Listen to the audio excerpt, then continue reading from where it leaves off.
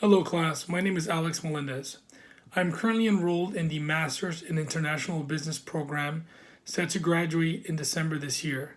I also have a nursing degree and I have a bachelor's degree in business administration. I do have a full-time job. I am an account director for a company that owns retail operations across multiple global business units.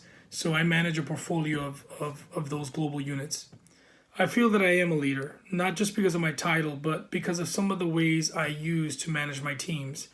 One of them is that I always try to lead by example. I never ask my teams to do anything that I wouldn't be willing to do or actually that they've seen me actually do. I also try to provide tools that I know will help them do their jobs to the best of their ability. And I always focus on removing obstacles that may impede them from being successful.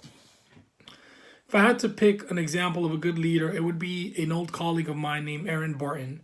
She was an associate director in the previous company I used to work for when I was an operations manager.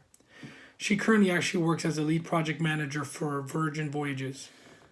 The reason I chose Erin is because she definitely exemplifies what I feel are qualities that a leader should have in order to lead a team to execute and accomplish tasks in a successful manner.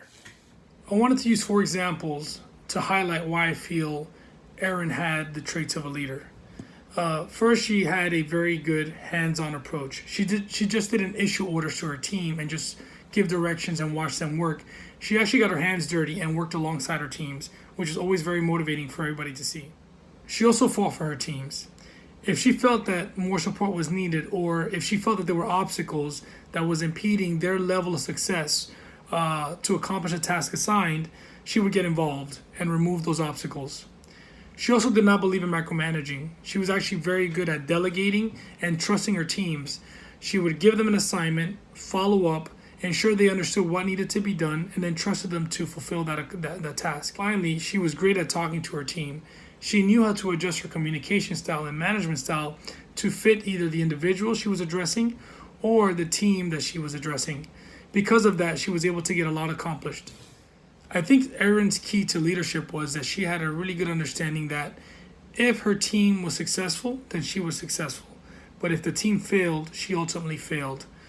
Because of that, she knew that her job was to be a support mechanism for her team to accomplish the tasks that were expected.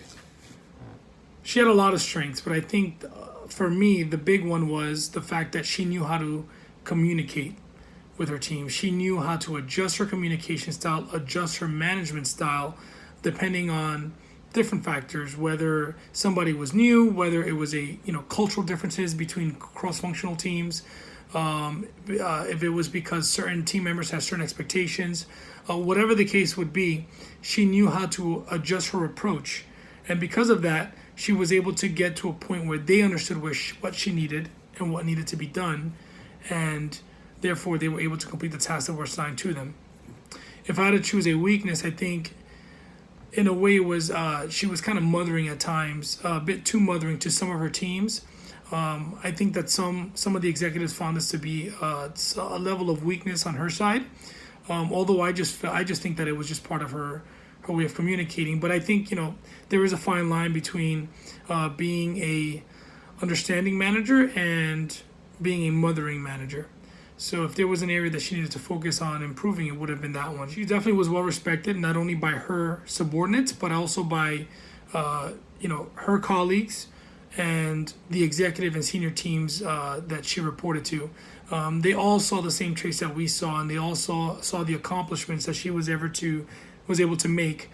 She moved up very quickly in a company because of this. And since leaving my old company, she's held very high positions in various companies within the industry.